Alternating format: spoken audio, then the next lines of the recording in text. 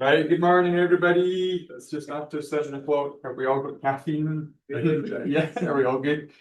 Um, this morning we're joined by Dr. Amanda Krysler. She's one of our R2 residents in the program. She's going to give a very topical and timely review of viscoelastic testing in non-cardiac surgery. I certainly was pleasantly surprised to find out we've got a really new ROTEM machine in our department that we can use, and I'm not very good at using it or interpreting the results from it, so I'm keen to hear what Dr. Krysler has to say. She is local to Edmonton. Yeah. Wait, quick question, but on level 3. Yeah, it's in the RT area. It's sitting there. It doesn't look brand new, but I'm assured that it's functioning new.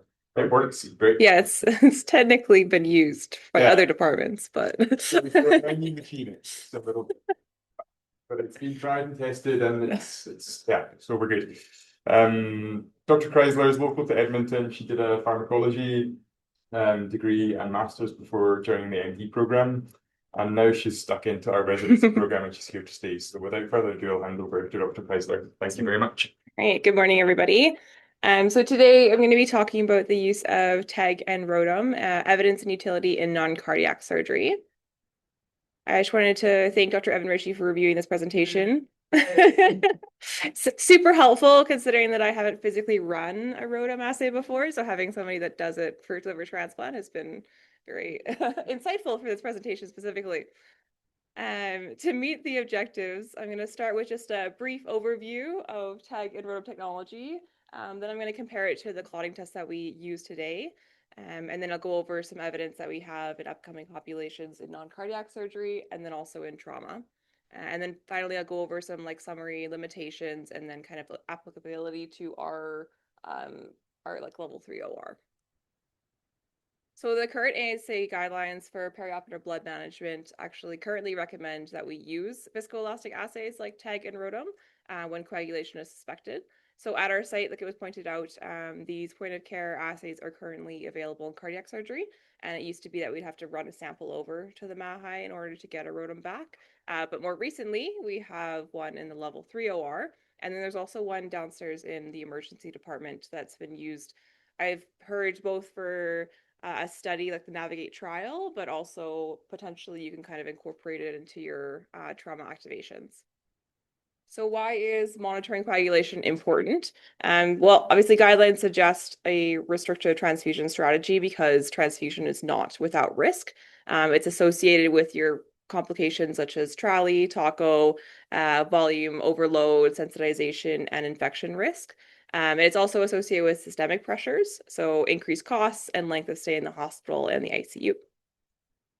So the tests that I'm talking about today are types of viscoelastic hemostatic assays, which essentially just means that you are taking a blood sample and you're running it through the machine, you're watching it clot in real time.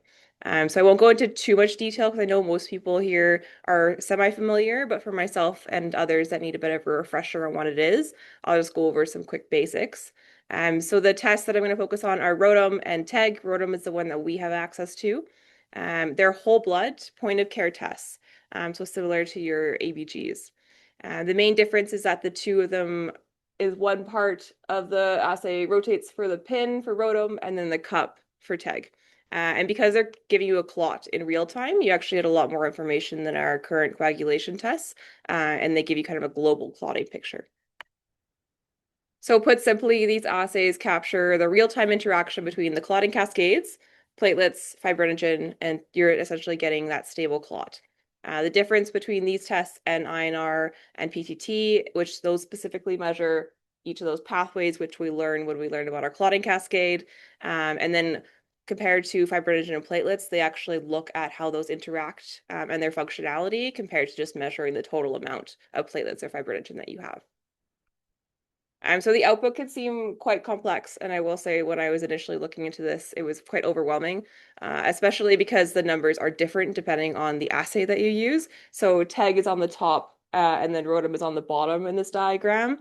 So I'm going to simplify it. You're essentially getting the 4 S's of clotting. So the initial clot initiation is your start, and then you're going to get the speed of the amplification of the clot. You're going to get your overall clot strength, which is the widest part of the diagram, and then you're going to get the stability of the clot. So that's going to be the amount of fibrinolysis or breakdown. So I'll reference the ROTEM measurements because they make most logical sense with the names compared to just random letters, but also because we have access to ROTEM, so it's probably more applicable to us. So your clotting time represents the start, and then that's going to be your time till the initial fibrin formation. That encompasses your internal and your external clotting cascades. Your clot formation time, that's talking about the time it takes to amplify to a certain clot strength. And then the speed of that amplification is essentially the alpha angle. The widest part of the diagram is the maximal clot strength. That involves your interplay between fibrinogen and platelets. And then finally, the lysis time represents the amount of fibrinolysis or stability of the clot. So you can basically figure out which changes in these values can determine which part of the clotting cascade is affected in cases of coagulopathy. Or a less scientific approach, you can determine which factor of the cascade is missing by comparing it to the output diagram of which glassware it represents. So I'll let you know which one you would prefer to be. But this is more of a less scientific approach to the diagram output that you get. So you can do further testing in ROTEM. So that dives deeper and gives you more specific information. For example, XTEM and INTEM. So the XTEM obviously is your extrinsic pathway, and then INTEM is your intrinsic pathway. So that can determine which side is affected with your initial clot formation. A couple other specific tests that ROTEM gives us is FibTem, which I'll be talking about a lot today. That isolates the role of fibrinogen in the application and clot strength because it inhibits platelet function. And then HepTem isolates your heparin-like effect on coagulation. That's specifically helpful in settings like post-cardiac pulmonary bypass to determine if there's any residual heparin effect. So what's the big difference between our current clotting tests that we have and these assays? In general, our conventional clotting tests are less comprehensive about your overall hemostasis picture. They miss key aspects such as platelet dysfunction or hyperfibrinolysis. They're also confounded by conditions which alter your coagulation profile. So that would be like obstetrics or cirrhosis. And of course, with all new technology, a large barrier to implementation is your setup cost, training, and then overall familiarity, which I'm hoping to improve upon today. Our current tests are obviously standardized, they're used in our major hemorrhage protocols, and they don't need a new machine or a trained user or assays to start, other than obviously whatever happens in the lab with INR and PTT that we just get back. Obviously, the main perceived benefit of a point of care testing is that it's a shorter time to results. However, this is only true if you have access to an anesthesia tech, a machine, and then the testing reagents. If you do have access to these things, it's timing to meaningful results about 20 minutes. So about 10 minutes to set up the assay, pipette the reagents, and then 10 minutes to run the assay, compared to about 30 to 60 minutes for an INR if your lab is being quick. Okay, so what is the evidence that these tests are actually an improvement on what we already have? So a Cochrane review, which was updated most recently in 2016, demonstrated that the use of viscoelastic assays or VETs compared to transfusion that was guided by any other strategy, so that included your conventional clotting test plus or minus clinical judgment, which was interesting, appears to decrease overall mortality and transfusion of blood products, including your PRBCs, your plasma, and your platelets. A limitation of that review is that the strongest evidence for adapting those more specific and comprehensive assays comes from cardiac surgery. So the most consistent reduction in the studies was seen in FFP, which was significantly reduced in all of the studies that were included on the slide. And then interestingly, there was a study in 2016 that showed a decrease, or sorry, 2019, yeah. There we go. That had a decreased ICU length of stay. And then the largest 2016 study showed a decreased trend in mortality with a p-value of 0.04. One other study which was interesting is Weber and al. It was actually stopped early because of ethical concerns that we were having such a significant decrease in the transfusion products in the TEG and ROTEM arm compared to your conventional clotting tests. So they never actually reached their sample size that required them to have a powered study. So that limited their ability. They did see a decrease in ICU length of stay and mortality, but basically stated we didn't have enough participants to say that this was significant. So based on this evidence, it makes sense that the first adoption of these assays was in cardiac surgery. So this is the Society of Cardiovascular Anesthetists. They added point-of-care testing recommendations as part of their 2019 guidelines for perioperative bleeding. They state that the viscoelastic coagulation tests are superior to conventional coagulation laboratory studies in guiding transfusion therapy in patients that are undergoing cardiovascular surgical procedures, and that these goal-directed therapies actually reduce transfusion adverse events. This algorithm on the side also highlights the use of HepTem, which I talked about earlier, that helps you assess for residual heparin effect on coagulation. Because there's a lot more defined foundation of evidence in this population, I didn't want to focus a lot on that today and just talk about more intraoperative applications and emerging evidence. So moving on to another interesting population that these assays could be beneficial, your liver patients. So this is a unique population for monitoring coagulation because they have a rebalancing of their coagulation profile. So the benefit that you get is actually a real-time clot, so you can get a global picture instead of those snapshots of the different aspects of the clotting cascade, that more accurately reflects coagulation status of this population. So in this study, they actually found that the conventional clot tests over-reported hypocoagulable states. So viscoelastic studies essentially reported 77% as normal coagulable compared to your conventional clotting test, which reported only 34%. And then interestingly, no patients had a post-op hemorrhage, but there was actually a clotting event in 5.8%. So this is making a case that we're missing kind of your normal and your hypercoagulable states in chronic liver disease patients because we're not actually getting a global assessment of their clotting. There's another systematic review in 2020. This looked at 5 RCTs in a variety of chronic liver disease populations, and they found that there was an overall decrease in blood product transfusions, notably plasma, platelets, and cryoprecipitate. There was no change in overall bleeding or mortality, but there was one study that looked specifically at variceal bleeding, and they did find that there was a significant decrease in rebleeding in that population when you were using the TEG study. So there was another study in cirrhosis patients in this review, and they did find a decrease in adverse transfusion events and a significant reduction in ICU length of stay. Currently, these assays are limited in this population to perioperative transfusion guidance, and they're not for predicting bleeding risk. Diving specifically into liver transplants, so this was a single RCT that was done in France. It looked at 81 patients that were undergoing liver transplant and found that the ROTEM-based guided transfusion protocol did reduce transfusion of overall blood products. They specifically noted a decrease in plasma and TXA, and then a significant increase in fibrinogen was given in the ROTEM arm. Of note, these patients were stratified before randomization by their MELD scores, so like higher than or less than 20, to ensure there was no bias introduced by having a difference in the severity of cirrhosis, as it's been shown to impact transfusion rates. As the algorithm that was used for ROTEM and the conventional clotting tests in this study, and they specified using standardized sampling times, which is different than the study I'll go over next. So they took a sample at the beginning of surgery and hepatic phase 30 minutes after revascularization, and then also at the end of surgery. They could also kind of send samples as needed PRN, depending on what the anesthesiologist thought was appropriate. And then interestingly, when you're looking at FibTem, so there's usually a cutoff of 10 in your cardiac surgery and then trauma. For liver transplant specifically, they use a cutoff of 8, representing the reduction in the functional fibrinogen in end-stage liver disease.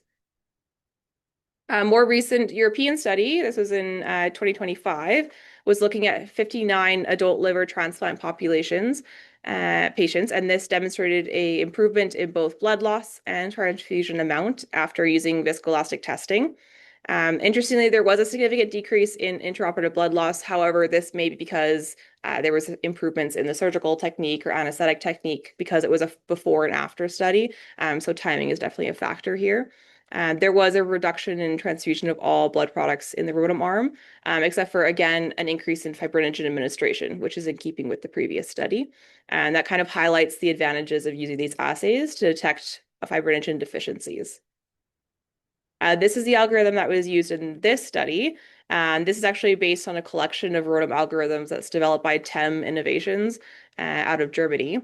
And they've also developed standardized algorithms for cardiac surgery, PPH, and trauma. And interestingly, in this trial, they actually just monitor coagulation status and pulled ROTEM at the discretion of the anesthesiologist, so there was no standardized times for when they would pull off a sample. So in summary, due to the shifted equilibrium of clotting factors, current testing that we're using is inadequate to assess our true coagulation status in liver patients specifically. In liver transplant populations, these assays are valuable due to the dynamic changes that we have in hemostasis that occur intraoperatively, and then also because of the consequences of overtransfusion. So specifically, transfusion of platelets in liver transplant is associated with reperfusion injuries, decreased one-year survival, and is actually an independent risk factor for both graft and patient survival post-transplant due to acute lung injury specifically.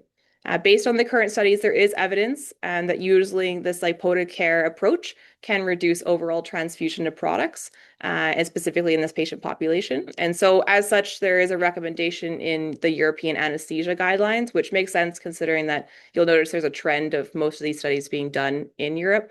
To actually use these viscoelastic studies to monitor intraoperative coagulation in liver transplant. Unfortunately, we don't have any evidence of a direct correlation for using these assays, but having a benefit in morbidity or mortality. So one of the other areas it makes the most sense to have like a short point of care testing is in trauma. So the iTactic trial was a multi-center RCT, again, mostly in Europe. There was one USA site, which assessed viscoelastic assays compared to conventional tests. They did not demonstrate a statistically significant difference in 24-hour or 28-day mortality between the vet-guided and the conventional lab-guided groups. The authors state that this is secondary to their large sample size of 396 patients. But they did demonstrate that there's a feasibility of using a viscoelastic-based algorithm in like a busy trauma site. Then they did an update of this study in 2024, doing a deeper dive into why they didn't have any significant results, and found that there was a gap between who ended up getting goal-directed therapy, both overall and then also between the two groups. So although 54% ended up not having goal-directed therapy overall, the group that was using TEG or ROTEM was significantly more likely to get a goal-directed transfusion, and they also had faster time to first treatment. So in the TEG ROTEM group, it was around 60 minutes compared to 110 minutes in the conventional clotting tests. So this highlights one of the advantages of using a more rapid point of care testing in this setting. Interesting, we do actually have an algorithm that can be used in trauma that's using ROTEM. Of note, it emphasizes that you should still obviously follow your underlying MHP protocol before moving on to your goal-directed therapy. That includes not delaying your TXA administration, specifically because these assays are less sensitive to your mild or your moderate fibrinolysis. They're more sensitive to your hyperfibrinolysis. So kind of overall, they're stating that you should just not use it to not give TXA, but to always give it beforehand. And then these algorithm also emphasize correcting abnormalities in temperature, pH, and calcium before you move on to your goal-directed therapy. So this is available in the eMERGE. I've got mixed evidence of whether it's just being used for the Navigate trial versus actually just being incorporated into our MHP protocol. I was talking to an eMERGE resident, and he was saying that some people don't really know what it is still and don't incorporate it, but they do run the assay sometimes when they're doing their MHP. So kind of applicable to our intraoperative, we could potentially use the ROTEM in the level 3 OR for a trauma laparotomy that comes in to help us kind of assess coagulation even after they've been through eMERGE. Another area of research for using point of care testing is in postpartum hemorrhages. So this population also has an alteration in their coagulation profile because it can alter your normal standard ranges for your ROTEM. For example, in preparation for your expected blood loss at delivery, your profile becomes more hypercoagulable with a notable increase in fibrinogen. Because of this, instead of having that normal fibrinogen level or a FibTem of 10, that can be falsely reassuring. So instead, they use a FibTem of less than 12 while having a PPH as a suggested trigger for fibrinogen administration. Unfortunately, the evidence in obstetrics is quite limited. There's a small number of RCTs and most studies are observational. This one single center RCT in Finland was looking at 54 patients with PPH, which they defined as a loss of more than a liter post-vaginal delivery requiring C-section. So essentially, you've gone through all your uterotonics and it's not working. They found using a ROTEM-based algorithm significantly decreased the plasma use and your estimated intraoperative blood loss. And then the algorithm they used is on the left, and they use that FITM of 12 as their trigger of fibrinogen administration. A more recent observational study out of Europe, they established a ROTEM-based transfusion strategy for PPH at their site in Dublin. They then compared the outcomes from the 4 years before they started that algorithm to then 1 year post-initiation. And then after implementation of the protocol, they did find an improvement in the compliance of using evidence-based fibrinogen transfusion triggers from 23 to 84%, which is quite a large increase. And they also found a decrease in the use of empirical blood products. So essentially just giving somebody in PPH a blood product because you think they need it. And then with the reduction in fibrinogen, plasma, and platelets, they postulated this led to about 50,000 euro decrease in annual cost savings, which is about 90,000 Canadian dollars. Obviously, in the spectrum of healthcare spending, it's not a large amount, but it is not insignificant. There was also no significant difference between the patients in the arms that progressed to severe hemorrhage between the two protocols. So we've gone through a lot of studies. There's more out there, but I kind of wanted to highlight the ones that were more recent. So putting it all together, the current evidence is obviously still based mainly on single center, small RCTs, or larger observational studies, kind of looking at before and after they implemented the viscoelastic assay. We don't currently have those large powered studies that can demonstrate mortality or morbidity outcomes by using a viscoelastic assay outside of kind of cardiac surgery. I also wanted to highlight that each study kind of had its own algorithm, which makes it difficult because there's intertesting variability not only between TEG and ROTEM, but also between different ROTEM machines. So this makes it kind of hard to standardize the point of care testing in comparison to something like a blood gas. However, if we were looking kind of like at a site, we could theoretically standardize our protocol for the machine that we have, which then would make it easier for us to implement into our intraoperative setting. Obviously, the main area of research has been dedicated to cardiac surgery, so I wanted to focus more on non-cardiac applications. There is decent evidence that using the TEG ROTEM in the liver transplant population leads to reduction in transfusions, which obviously is going to be quite beneficial in this population. We're obviously still lacking that direct mortality and morbidity data. And we do actually use this currently for liver transplants, which I didn't realize until I went over this presentation with Dr. Ritchie, which I think is pretty cool that we're actually using this intraoperatively. The application to obstetrics is also interesting. I think the ability to better adapt our transfusion triggers to physiological changes in coagulation profiles, such as that increase in fibrinogen, could be valuable in this population. Obviously, it's a smaller area of research and we need more RCTs to actually demonstrate its feasibility. I think there's also potentially a role for incorporating it as part of our unstable trauma laparotomies. There's ongoing research in this area with the Navigate trial, with that specifically in its use in trauma activations. So overall, compared to our current coagulation testing, we run into kind of the same struggle that we have with any new technology implementation. We lack the standardized protocols to follow up with it. It's unfamiliar, requires new materials, reagents, training, and specific personnel. But that being said, I think it could be a valuable addition to our intraoperative coagulation assessments, specifically for the populations that I mentioned today. And so I'd be curious to know if anybody has more experience using this intraoperatively, either here or in other places, and then strategies that work to kind of help it implement more seamlessly into our workflow. And this is my references. Questions?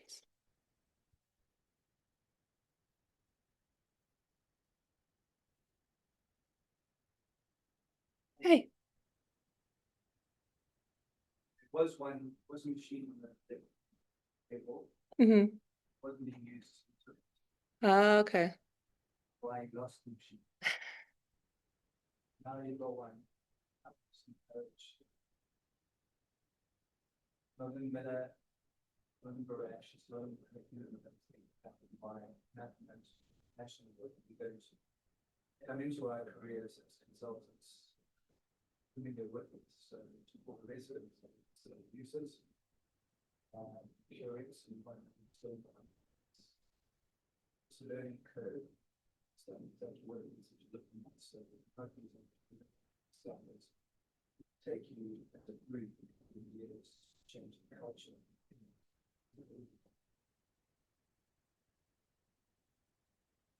So once you're using it frequently, find yourself looking at your rotem more than you will looking at your clotting.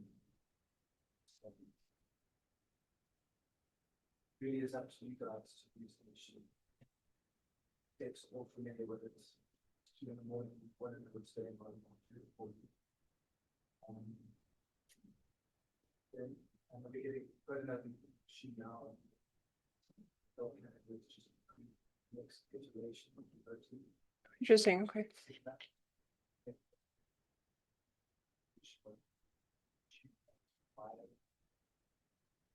Knowledge of the change.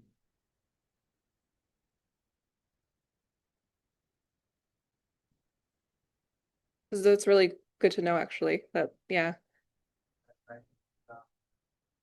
Liver transplant program found the second biggest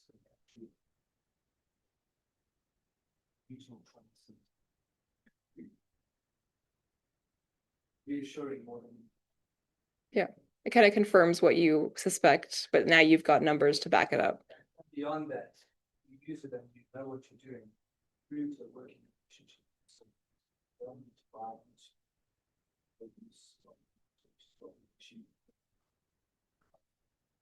Mm.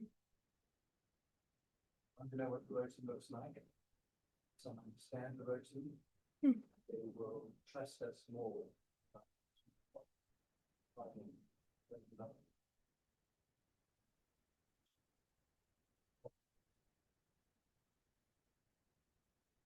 Amazing. Thank you. No. Generally, quite off. Speed on ROTEM. Well, 3 minutes to look up in terms Mm-hmm. pretty valuable. But I'm not going to rational folks to give around. Yeah. Good talk. As usual, I have a couple comments. And as it, the challenge is that it's not what it does, it's what it does for you and how you change, not what it tells you. If you don't know and you don't look, and you don't use it, you'll be as stupid as you are tomorrow. It won't change it. And it's like and FFP is a bad drug. Mm. You go to Italy and you say, "Oh, I'll have a latte, but I have to have skim milk." They'll tell you about bleeding, but that doesn't happen. And it said, the fundamental change in management coagulopathy in CB certainly has changed dramatically with this. It's like if you do a TEE and you don't do anything about it, why on F did you do the TEE? And you can do a BNP 40,000 times. If it doesn't change what happens to the patient, you just wasted money. If you use this and think about it and match it to the patient, you will deliver better care. Oh, that's a good point. Can I ask just about the trauma activation? So Mm-hmm. usually by the time somebody hits trauma OR and they're having laparotomy, they've probably already had some initial blood and resuscitation, but when they're hitting emerge, are people using ROTEM when they immediately hit emerge and they're doing their initial bloods before they've had anything? Or are they having the TXA, the initial round of red cells, maybe a bit of plasma, and then taking ROTEM off to fine tune their coagulation? Is it ROTEM right at the beginning, or some products first and then a ROTEM to fine tune it? Is my question. I don't know how we're running that. Yeah, so my understanding is that you're still doing your MHP protocol. So you're giving your TXA because it's not as sensitive for telling you when to give TXA or it's like when to withhold TXA. And then you're also you're giving your initial like MHP round. Here, 1 second. I actually have There we go. So you're still doing your MHP box protocol. So you're going to be giving that initial round, obviously, to stabilize the patient. And then this is going to be the second part of your MHP where you can start moving on to your goal-directed therapy. So you're still giving that initial round, and it's usually not pulled immediately, is my understanding, or it might be pulled and then assessed later. But it's not going to be something that you're using before you give any blood products. Yeah. Dependent on each IVX, interventions. Sure, it's not. Yeah. Priorities, they start. Yeah.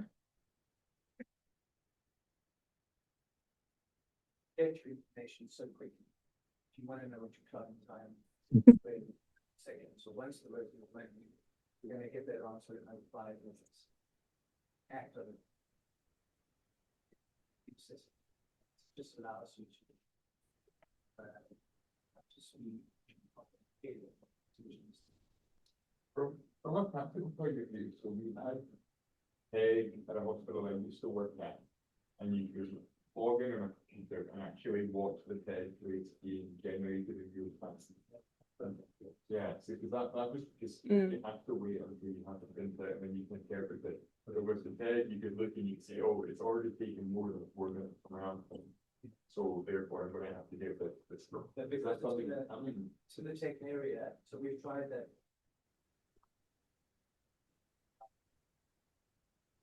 What we're doing is actually see it in live.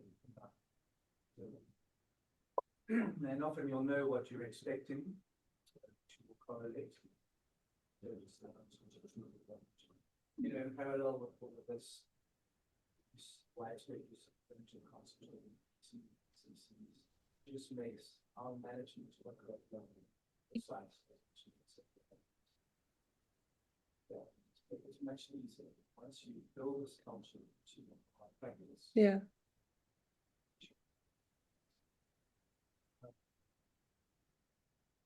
And the benefit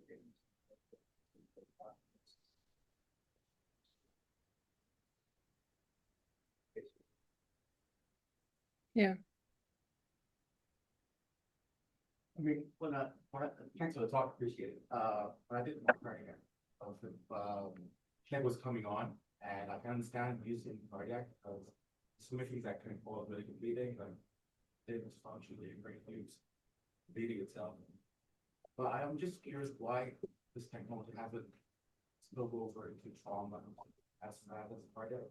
Is it just technology or reversing it, or is it because in trauma or something the cause is kind of clear what's causing it,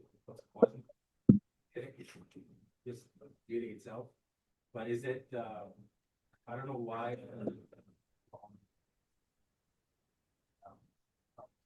Yeah, my understanding is like, at least from going through the evidence, is a lot of the initial trials were done in cardiac surgery.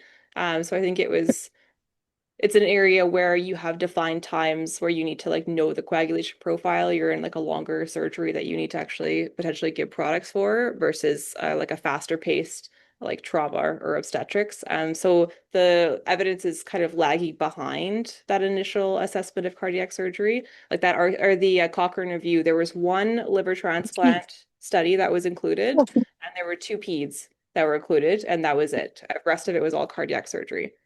So I think it's mainly somewhere we're looking for now and starting to like build up RCTs for now. But it was a lot more defined in the cardiac surgery population because that's where it was initially studied.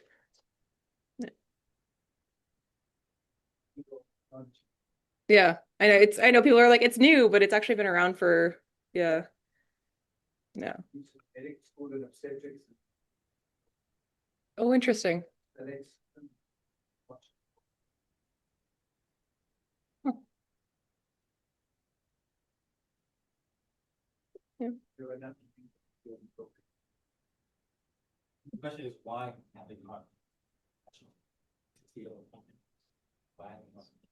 Only trauma CSC. We're not a big trauma center, we're a new trauma center. See, you're bleeding trauma every day here, no. yes, it's international everywhere. It's been used in a city. That's as part of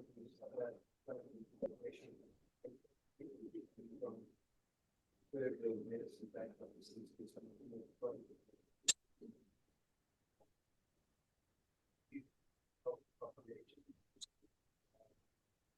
Those who are affected. Particularly big, but also like ours, our HSC. Trauma. That's a transmission, but like let's check an approach. How to be something better. That's my question. Why is it not being part of guidelines like something that usually tanks or usually? There's just something that people are using. Okay. This happened too. Of the navigation. Mhm. Yeah. Even if it's not in the file for the protocol. The real question about it is fine too. You don't have to only get the baseline or only get the first line repeatedly. And Mhm. that's, you know, we'll go back and assess your treatments.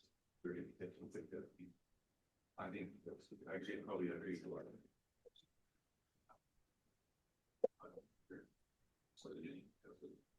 You think that there's a role for us to play then, making sure that patients who come on this part of the activations have something like this going on, and then being that you can make room distance from drugs, saying, why haven't you done this? We've got tens of thousands of dollars in grant money.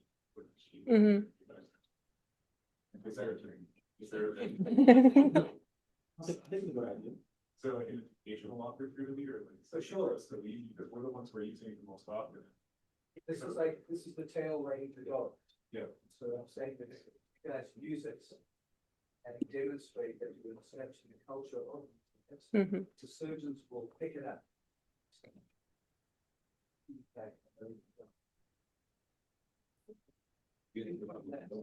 Academic work will better. Yeah. That's all I'm doing. Well, I think that happened in Emerge. Like when I was talking to there's a staff, like they kind of took it away for a bit or like stopped using it because it was underutilized. Like they found that they were like pulled like 5 times in the like 6-month period or something like that. So it's definitely like something that would be good to start standardizing.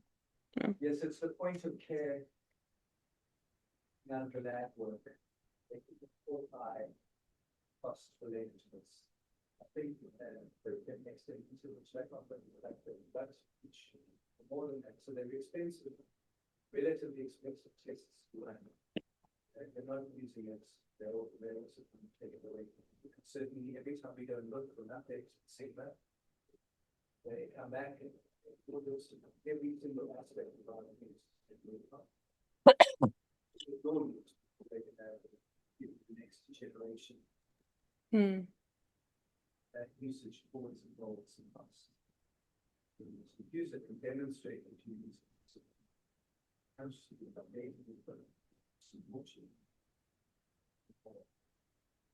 Is there any, this is maybe a bit of a curveball question, because it's completely out of the context from which it's designed to be used.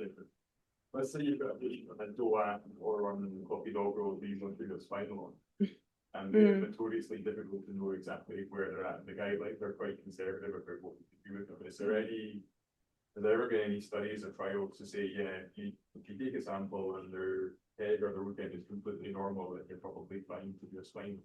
Or is it, if there's not the evidence there for trauma and obstetrics, then that's definitely not going to look at? Not that I found. No, that was Yeah. Like if you could just get a normal phrase on a TEG and say, yeah, okay, I can do a spine one. Yeah, but yes, it's very direct statements to say or not to be. yeah. Because one of the neurosurgeons asked me about this when he came up for spinal trauma that patient that was on there. So that it's like you can't do this for the sense. That would be really nice. So that's the thing. I mean, the guy that has a relic, that's not, he's not part of that. No, but that's completely out of focus. So that's not, I mean, guidelines are against the use of and internationally, right? So I think that's what part of why they're having data that's for MPA. That's what I'm trying to do. There's no tech. I think give it 5 or 10 years and it'll. I don't know why transfusion medicine is involved. It's really involved with this passage. There's nothing saying you can't use it in that context, I just think you should not make it. Like, no, it's fine. Why use it? It's fine. Not when you get on this patient like that. Well, if you run into bleeding and say a neurosurgery patient on a DOAC or something, run it. Something, well, you don't see using new settings, so it's fine to do something really funky. But it doesn't spinal anyway. Like, well, it's not sure, there's a way.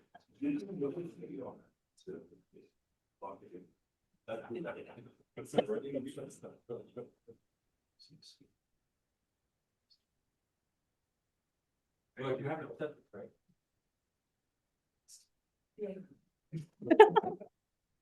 Thanks, madam. Thank you very much. Thank you for listening.